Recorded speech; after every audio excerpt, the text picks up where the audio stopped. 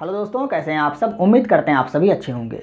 दोस्तों, इस वीडियो में हम लोग इंडियन पॉलिटी के अंतर्गत संविधान से संबंधित महत्वपूर्ण प्रश्नों को डिस्कस करने वाले हैं। तो अगर आप किसी भी प्रतियोगी परीक्षा की तैयारी कर रहे हैं तो आपके लिए यह वीडियो काफ़ी इंपॉर्टेंट होने वाली है।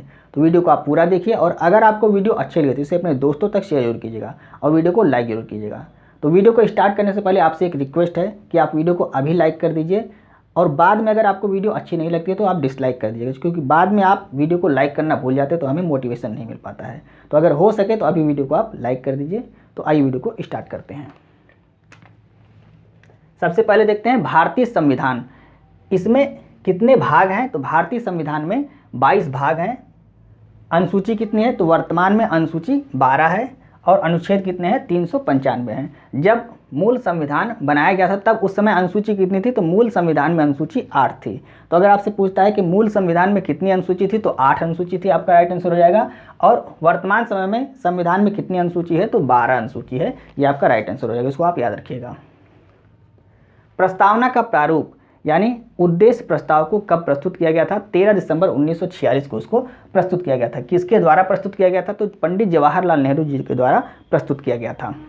प्रस्तावना के प्रारूप को स्वीकार कब किया गया, तो 22 जनवरी 1947 को प्रस्तावना के प्रारूप को स्वीकार किया गया था।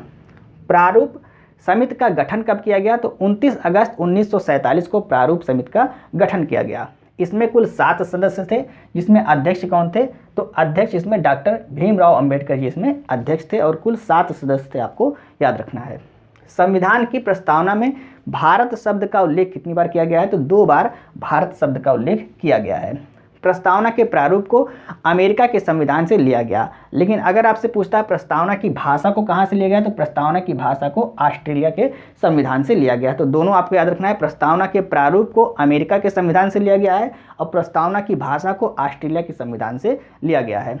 प्रस्तावना में कितने प्रकार के न्याय का उल्लेख किया गया है, तो 3 प्रकार के न्याय का उल्लेख किया गया है, सामाजिक न्याय, आर्थिक न्याय और राजनीतिक न्याय। ये आपसे परीक्षा में पूछा गया प्रश्न है। कितने प्रकार की स्वतंत्रता का उल्लेख किया गया है, तो 5 प्रकार की स्वतंत्रता का उल्लेख किया गया है। विचार, अभिव्यक्ति, विश्वास, धर्म और उपासना, ये 5 प्रकार की स्वतंत्रता का उल्लेख संविधान की प्रस्तावना में किया गया है। कितने प्रकार की समता का उल्लेख किया गया है प्रस्तावना में, तो 2 प्रकार की समता का, प्रतिष्ठा और अवसर की समता। समता मतलब समानता। कितने प्रकार की समानता का, तो 2 प्रकार की समानता का, प्रतिष्ठा और अवसर की समता का उल्लेख किया गया है। 42वें संविधान संशोधन 1976 के द्वारा संविधान की प्रस्तावना में 3 नए शब्द जोड़े गए थे और प्रस्तावना में अब तक कुल एकमात्र संशोधन मतलब संशोधन ही हुआ है। प्रस्तावना में कितनी बार संशोधन हुआ है, तो केवल एक बार ही संशोधन हुआ है। कब हुआ है, 42वें संविधान संशोधन 1976 के द्वारा। इसमें 3 नए शब्द जोड़े गए थे। कौन कौन से, समाजवादी, धर्मनिरपेक्ष और अखंडता। ये 3 शब्द, नए शब्द जोड़े गए थे प्रस्तावना में और अब तक प्रस्तावना केवल एक बार ही संशोधन किया गया है। इसको भी आपको याद रखना है। आइए हम नेक्स्ट प्रश्न को देखते हैं। नेक्स्ट है, संविधान सभा को कब स्वीकार किया गया। 26 नवंबर 1949 को संविधान सभा को स्वीकार किया गया। इसी दिन संविधान दिवस के रूप में मनाया जाता है। संविधान दिवस कब मनाया जाता है, 26 नवंबर को मनाया जाता है। क्यों मनाया जाता है, क्योंकि 26 नवंबर 1949 को संविधान सभा को स्वीकार किया गया था। संविधान को लागू कब किया गया, तो लागू किया गया 26 जनवरी 1950 को संविधान को लागू किया गया था। संविधान के निर्माण में कितना समय लगा था, तो 2 वर्ष 11 माह 18 दिन संविधान के निर्माण में इतना समय लगा था। 2 वर्ष 11 माह 18 दिन ये संविधान के निर्माण में समय लगा था। किसने सर्वप्रथम सुझाव दिया था कि भारत का अपना एक संविधान होना चाहिए, M.N. राव। 1934 में M.N. राव ने यह सुझाव दिया था। इनका पूरा नाम क्या है, मानवेंद्र नाथ राव। इन्होंने 1934 में यह सुझाव दिया था कि भारत का अपना एक संविधान होना चाहिए। महात्मा गांधी ने संविधान सभा की मांग कब की थी, यहाँ पर संविधान सभा है, संविधान सभा की मांग कब की थी महात्मा गांधी जी के द्वारा, तो 1922 में। और यहाँ पर संविधान होना चाहिए, भारत का एक संविधान होना चाहिए अपना, किसने कहा था, मानवेंद्र राव ने कहा था। दोनों आपको याद रखना है। किस मिशन के तहत संविधान सभा का गठन किया गया, कैबिनेट मिशन 1946 के तहत इसका गठन किया गया था। राष्ट्रीय ध्वज तिरंगा कब अपनाया गया, तो 22 जुलाई 1947 को तिरंगा को अपनाया गया। राष्ट्रगान और राष्ट्रगीत यानी जन गण मन और वंदे मातरम को कब अपनाया गया, 24 जनवरी 1950 को इसको अपनाया गया। निर्वाचन आयोग का गठन कब किया गया, 25 जनवरी 1950 को इसका गठन किया गया। और मतदाता दिवस कब मनाया जाता है, तो 25 जनवरी को मतदाता दिवस मनाया जाता है। मूल कर्तव्य का प्रावधान भारतीय संविधान में किस देश से लिया गया है? तो रूस से लिया गया है। इसे पहले पूर्व में इसका नाम क्या था? सोवियत संघ था, अब इसका नाम हो गया है रूस। तो रूस से मूल कर्तव्य का प्रावधान भारतीय संविधान में रूस से लिया गया है। गणराज्य का प्रावधान फ्रांस से लिया गया है। मूल अधिकार और प्रस्तावना का प्रारूप ये कहाँ से लिया गया है? अमेरिका से लिया गया है। इससे पहले अभी हमने आपको बताया प्रस्तावना की भाषा कहाँ से ली गई है? वो ऑस्ट्रेलिया से ली गई है। आपातकाल, यहाँ आप देखिए राज्य के नीति देशक तत्व ये आयरलैंड से लिया गया है। कई बार ये पूछा है, बार बार ये पूछा जाता है। निर्वाचन पद्धति, एकल नागरिकता और विधि का शासन ये ब्रिटेन या यूके से लिया गया है। आपातकाल एवं मूल अधिकार पर इसका प्रभाव ये कहाँ से लिया गया है? ये जर्मनी से लिया गया है। संविधान संशोधन का प्रावधान दक्षिण अफ्रीका से लिया गया है। संघात्मक शासन ये कहाँ से लिया गया है? कनाडा से लिया गया है। और समवर्ती सूची ये ऑस्ट्रेलिया से इसको लिया गया है। समवर्ती सूची का प्रावधान भारतीय संविधान में ऑस्ट्रेलिया से लिया गया है। और प्रस्तावना यहाँ पर क्या था? प्रस्तावना का या प्रारूप अमेरिका से लिया गया और प्रस्तावना की भाषा वो ऑस्ट्रेलिया से लिया गया। तो इसको भी आपको नोट करना है। समवर्ती सूची ऑस्ट्रेलिया से और प्रस्तावना की भाषा ऑस्ट्रेलिया से लिया गया है। आइए आगे डिस्कस करते हैं। नेक्स्ट है अनुसूची। मूल संविधान में 8 अनुसूची थी और वर्तमान समय में 12 अनुसूची है। तो अनुसूची 1 से लेकर अनुसूची 12 तक की जानकारी यहाँ पर आपको दी गई है। अनुसूची 1 में संघ और राज्यों के क्षेत्रफल के बारे में जानकारी दी गई है। अनुसूची 2 में सर्वोच्च पदाधिकारियों के वेतन के बारे में जानकारी दी गई कि सर्वोच्च पदाधिकारी जो होते हैं उनका वेतन कितना हो, जैसे राष्ट्रपति हुए, राज्यपाल हुए या उच्चतम न्यायालय के न्यायाधीश हुए, उच्च न्यायालय के न्यायाधीश हुए, लोकसभा अध्यक्ष हुए, इन सभी का वेतन कितना होगा इसके बारे में जानकारी अनुसूची 2 में दी गई है। शपथ के बारे में जानकारी अनुसूची 3 में दी गई है, यानी कि राष्ट्रपति, राज्यपाल या मंत्री या मुख्य न्यायाधीश, हाई कोर्ट के, सुप्रीम कोर्ट के, इन सभी की शपथ कौन दिलाएगा इसके बारे में जानकारी अनुसूची 3 में दी गई है। अनुसूची 4 में क्या दिया गया है? तो सीटों के आवंटन के बारे में जानकारी दी गई। किसके सीटों के? तो राज्यों तथा संघीय क्षेत्रों में राज्यसभा की सीटों के आवंटन के बारे में जानकारी अनुसूची 4 में दी गई है। अनुसूची 5 में अनुसूचित क्षेत्रों, अनुसूचित जनजाति के प्रशासन और नियंत्रण के बारे में जानकारी दी गई है। ये अनुसूची 5 में दिया गया है। अनुसूची 6 में क्या दिया गया है? पूर्वोत्तर राज्य, इसके बारे में जानकारी दी गई। तो पूर्वोत्तर राज्य में कौन कौन से राज्य हैं? असम, मेघालय, त्रिपुरा और मिजोरम। एम टी एम आप याद कर सकते हैं। असम, मेघालय, त्रिपुरा और मिजोरम, इसके बारे में जानकारी अनुसूची 6 में दी गई है। अनुसूची 7 में किसके बारे में जानकारी दी गई है? संघ सूची, राज्य सूची और समवर्ती सूची के बारे में जानकारी अनुसूची 7 में दी गई है। तो संघ सूची में आपसे पूछता है कितने विषय हैं? तो 100 विषय हैं वर्तमान समय में। राज्य सूची में वर्तमान समय में कुल 61 विषय हैं और समवर्ती सूची में वर्तमान समय में कुल 52 विषय हैं। इसको भी आपको नोट करना है। अनुसूची 8 में भाषा के बारे में जानकारी दी गई है, यानी भारत में कुल कितनी भाषाएं हैं? तो 22 भाषाएं हैं। आपको याद रखना इसमें अंग्रेजी भाषा शामिल नहीं है, अंग्रेजी भाषा शामिल नहीं, हिंदी भाषा इसमें शामिल है। तो कुल कितनी भाषाएं अनुसूची 8 में? अनुसूची 8 में कुल 22 भाषाएं हैं, इसमें अंग्रेजी भाषा शामिल नहीं है।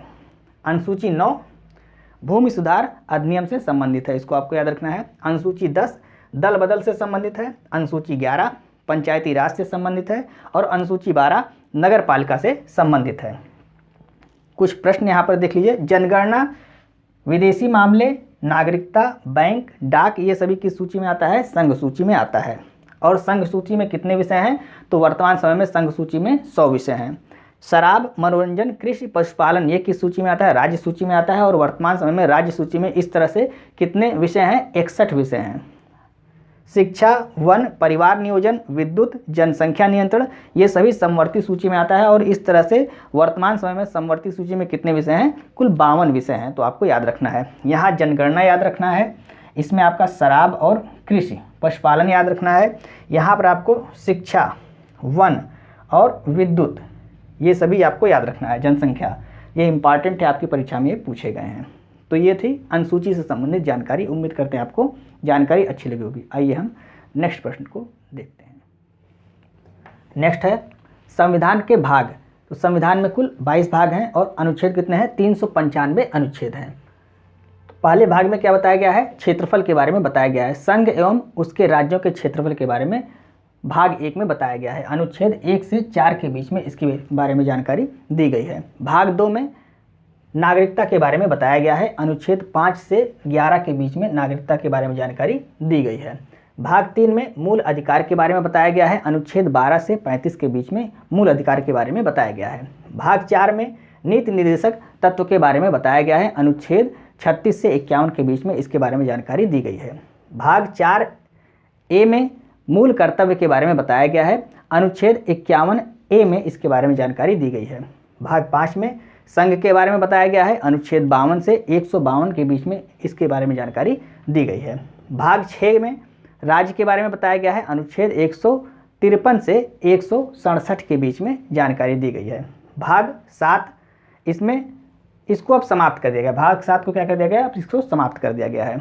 भाग 8 में केंद्रीय सत्ता के या केंद्र शासित प्रदेश के बारे में जानकारी दी गई। तो केंद्रीय सत्ता या केंद्र शासित प्रदेश के बारे में जानकारी भाग 8 में दी गई है, अनुच्छेद 239 से 242 के बीच में इसके बीच में जानकारी दी गई है। भाग 9 में पंचायती राज के बारे में जानकारी दी गई है, अनुच्छेद 243A से 243O के बीच में इसके बारे में जानकारी दी गई है। भाग 9A में नगर पालिका के बारे में जानकारी दी गई है, 243P से 243ZG तक इसके बारे में जानकारी दी गई है। भाग 9B में सहकारी समितियों के बारे में जानकारी दी गई है, 243ZH से 243ZT के बीच में जानकारी दी गई है। भाग 10 में जनजाति क्षेत्र के बारे में जानकारी दी गई है, अनुच्छेद 244 में इसके बारे में जानकारी दी गई है।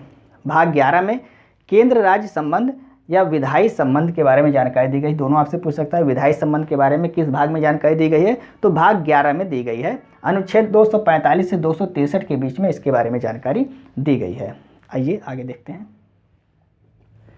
भाग 12 में केंद्र और राज्य के मध्य वित्तीय संबंध के बारे में जानकारी दी गई है, अनुच्छेद 264 से 300A के बीच में इसके बारे में जानकारी दी गई है। अनुच्छेद 300A ये 44वें संविधान संशोधन 1978 के द्वारा इसको जोड़ा गया है इसमें, और संपत्ति का अधिकार को जो मूल अधिकार था इसको वहाँ से हटाकर 300A में जोड़ दिया गया है, 44वें संविधान संशोधन 1978 के द्वारा आपको याद रखना है। भाग 13 राज्य क्षेत्र के अंदर व्यापार वाणिज्य समागम के बारे में जानकारी दी गई है, अनुच्छेद 301 से लेकर 307 के बीच में इसके बारे में जानकारी दी गई है। भाग 14 केंद्र एवं राज्य की सेवाएं, केंद्र और राज्य की सेवाओं के बारे में इसमें जानकारी दी गई है, अनुच्छेद 308 से लेकर 323 के बीच में जानकारी दी गई है। भाग 14A अधिकरण के बारे में जानकारी दी गई है, 323 का और 323 खा में इसके बारे में अधिकरण के बारे में जानकारी दी गई है। भाग 15 निर्वाचन के बारे में जानकारी दी गई, इंपॉर्टेंट है, कई बार आपका ये परीक्षा में पूछा गया है। तो भाग 15 निर्वाचन के बारे में जानकारी दी गई है, अनुच्छेद 324 से लेकर 329 का के बीच में निर्वाचन के बारे में जानकारी दी गई है। भाग 16 विशेष उपबंध के बारे में जानकारी दी गई है, और 330 से लेकर 342 के बीच में यह बताया गया इसके बारे में। भाग 17 राज्य भाषा यानी भाषा के बारे में जानकारी दी गई है, 343 से लेकर 351, अनुच्छेद 343 से 351 के बीच में इसके बारे में जानकारी दी गई है। आपातकाल ये भी इम्पॉर्टेंट है, भाग 18 में आपातकाल के बारे में जानकारी दी गई है, अनुच्छेद 352 से लेकर 360 के बीच में इसके बारे में जानकारी दी गई है।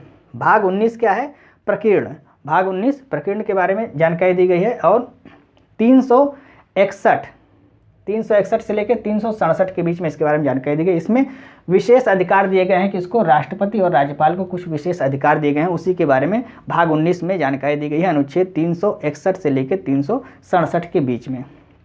भाग 20 क्या है, तो संविधान संशोधन, यह भी इम्पॉर्टेंट है। तो 18 हो गया, 20 हो गया और 15 हो गया, ये सभी इम्पॉर्टेंट हैं। तो भाग 20 संविधान संशोधन के बारे में जानकारी दी गई, अनुच्छेद 368 में संविधान संशोधन के बारे में जानकारी दी गई है। भाग 21 अस्थायी संक्रमणकालीन विशेष उपबंध, इसके बारे में बताया गया है इसमें, अनुच्छेद 369 से लेकर 352 के बीच में जानकारी दी गई है। भाग 22 संक्षिप्त नाम हिंदी में प्राधिकृत पाठ और निरसन के बारे में जानकारी दी गई है, और यहाँ पर अनुच्छेद कौन सा है, अनुच्छेद 393 से 395 के बीच में इसके बारे में जानकारी दी गई है। तो ये थी भाग 1 से लेकर भाग 22 तक के जानकारी, जिसको हमने आपको समझाने की कोशिश की। उम्मीद है आपको समझ में आया होगा। नेक्स्ट वीडियो में हम लोग जो अनुच्छेद हैं, कुछ महत्वपूर्ण अनुच्छेद, लगभग 100 अनुच्छेद के बारे में हम लोग नेक्स्ट वीडियो में डिस्कस करेंगे, और भी जो पॉलिटी से संबंधित जो संविधान में इंपॉर्टेंट प्रश्न बनते हैं उनको हम नेक्स्ट वीडियो में डिस्कस करेंगे। तो अगर आपको आज की वीडियो अच्छी लगी है तो आप इसे अपने दोस्तों को जरूर शेयर करें, और वीडियो को लाइक और सब्सक्राइब करना ना भूलें। अगर अभी तक आपने चैनल को सब्सक्राइब नहीं किया है तो प्लीज़ आप चैनल को सब्सक्राइब कर लें, और बेल आइकन को प्रेस करके ऑल वाले बटन पर क्लिक कीजिए, जिससे हमारी सारी नोटिफिकेशन आपको समय समय पर मिलती रहे। लाइक नहीं किया तो प्लीज़ आप लाइक भी कर दीजिए। मिलते हैं नेक्स्ट वीडियो में। जय हिंद।